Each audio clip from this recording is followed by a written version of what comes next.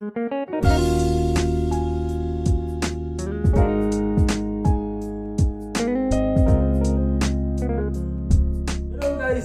araw sa inyong lahat. Isa na namang tutorial ang ituturo ko ngayong araw na siguradong magpapaganda sa inyong mga videos.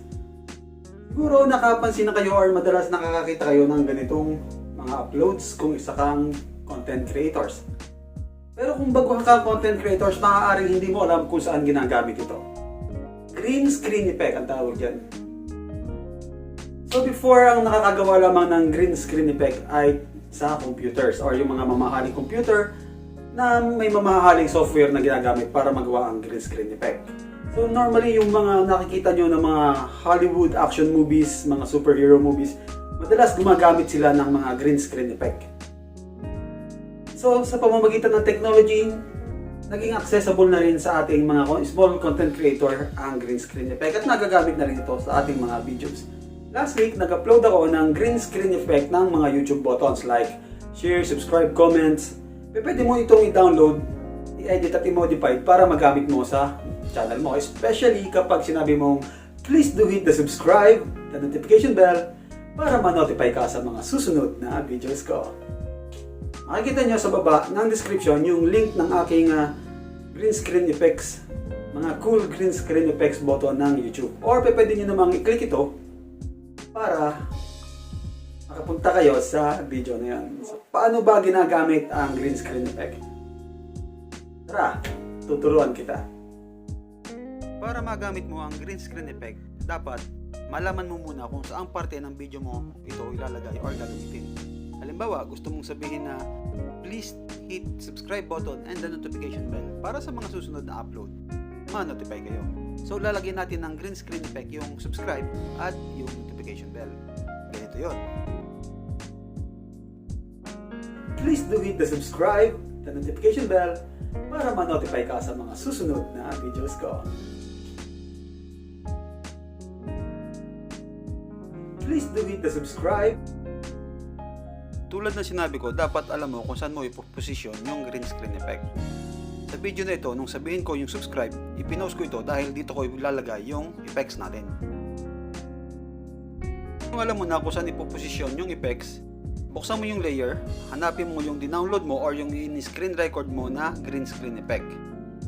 Pagkatapos, i-crop ito sa bahagi na tamang-tama lamang or yung part na yun lamang yung kukunin mo.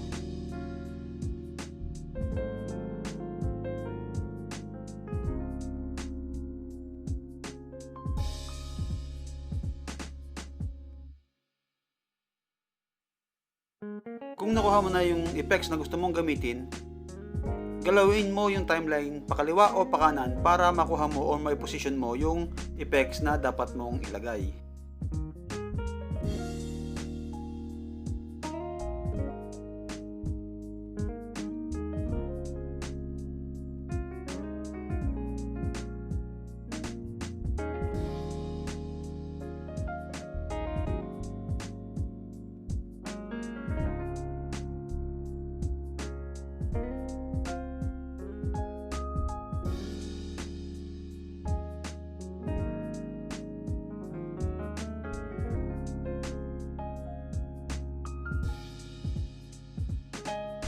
At kapag nasa tamang posisyon na, i-press mo naman yung special feature ng KineMaster na Chroma key.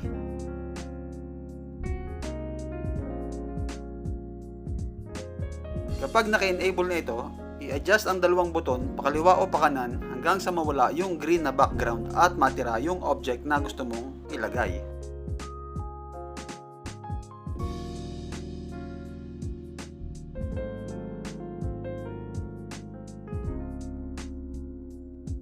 Kung mapapansin nyo, sa kabilang side ko itinuro ang subscribe at sa kabilang side naman ang bell button.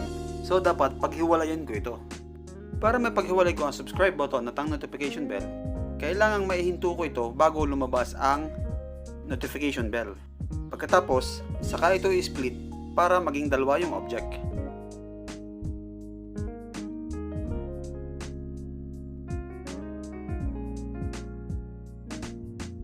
Kapag na-split mo na, i-position mo naman yung pangalawang object doon sa posisyon ng notification bell. Pagkatapos, i-crop mo yung subscribe at itira mo lamang yung notification bell. Then, i-position mo ito sa tamang posisyon.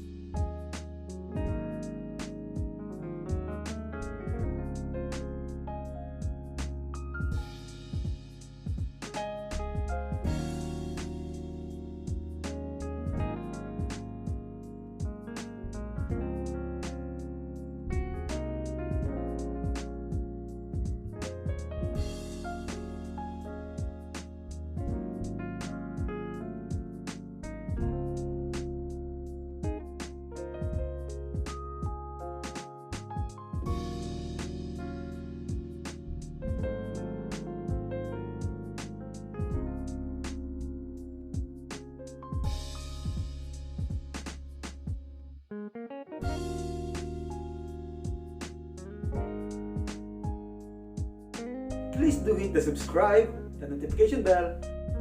Kung mapapansin nyo, mali ang posisyon ng notification bell sa itinuturo. Kaya i-adjust natin ito sa tamang posisyon.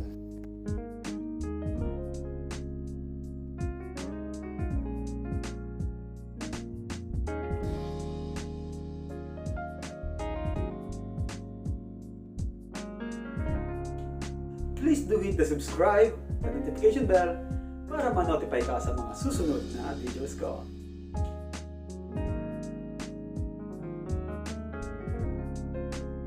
Please do hit the subscribe, the notification bell, para ma-notify ka sa mga susunod na videos ko. So ayan guys, I hope may natutunan na naman kayo sa ating tutorial ngayong araw, and I hope magamit nyo yung green screen effect sa mga susunod na mga video nyo. Ginawa nating simple step by step yung tutorial para madali nyo agad siyang matutunan or makuha. And of course, kung bago ka lamang YouTuber or content creator, please do hit the subscribe buttons and the notification bell para sa mga susunod na uploads ko, ma-notify ka. Thank you guys once again. This is Ide Apologa Vlog, saying see you on my next video. Bye!